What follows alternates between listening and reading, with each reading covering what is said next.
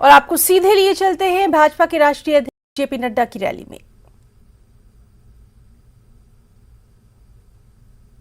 5 साल बाद आप देखेंगे कि फार्मा में हिमाचल प्रदेश दुनिया के नक्शे में दिखा जाएगा और दुनिया के नक्शे पर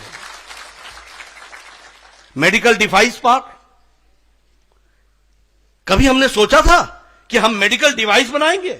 कभी हमने सोचा था कि हम दवा बनाएंगे? मित्रों, मैं स्वास्थ्य मंत्री रहा हूं।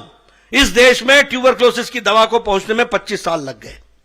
इस देश में टेटनस की दवा को पहुंचने में 30 साल लग गए। इस देश में पोलियो की दवा को पहुंचने में 28 साल लग गए। इस देश में जापानी बुखार की दवा को पहुंचने में 100 साल लग गए। 1906 में दवा बनी थी और 2006 में भारत में पहुंची। यह स्थिति रही।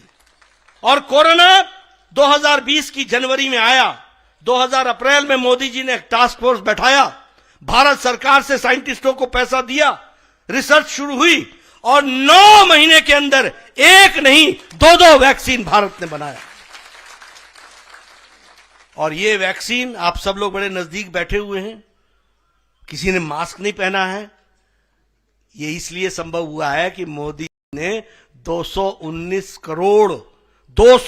करोड़ डबल डोज, साथ में बूस्टर 3 डोज आपको लगा के सुरक्षा कवच बनाया। और इस सुरक्षा कवच के कारण आप खड़े। और भारत में 100 देशों को वैक्सीन दी है। 100 देशों को, 48 देशों को 2.5 करोड़ की वैक्सीन मुफ्त में दी है। और मैं जयराम जी को धन्यवाद देना चाहता हूं, महेंद्र जी को मैं बधाई देना चाहता हूं।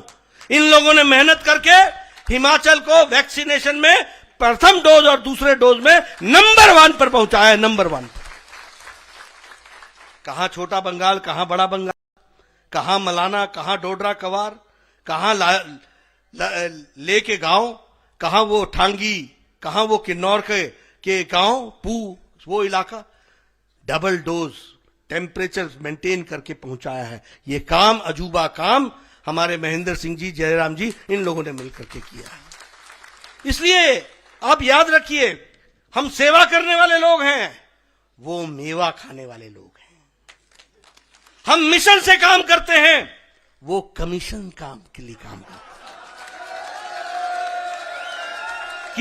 कितिए डहुए कितिए वो इसके लिए काम करते हैं। उनको सत्ता में आने की जल्दी इसलिए नहीं है कि उन्होंने आपकी सेवा करनी है।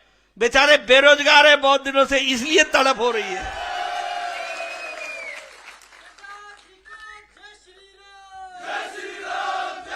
ये हमको समझना पड़ेगा कि हमारे विकास का अर्थ क्या बनता है। और इसलिए जब मैं इन सारी बातों को आपके सामने रखता हूं, तो मैं ये भी बताना चाहता हूं, महिलाओं को विशेष करके मैं बताना चाहता हूं कि आज कितना अंतर आ गया। आप देखिए, उज्ज्वला योजना, यह महिलाओं को सशक्तिकरण की ओर ले गया है। आज लगभग 1,37,000 हमारे यहां गैस के चूल्हे बांटे गए हैं। कुल मिलाकर के 8 करोड़ चूल्हे बांटे गए।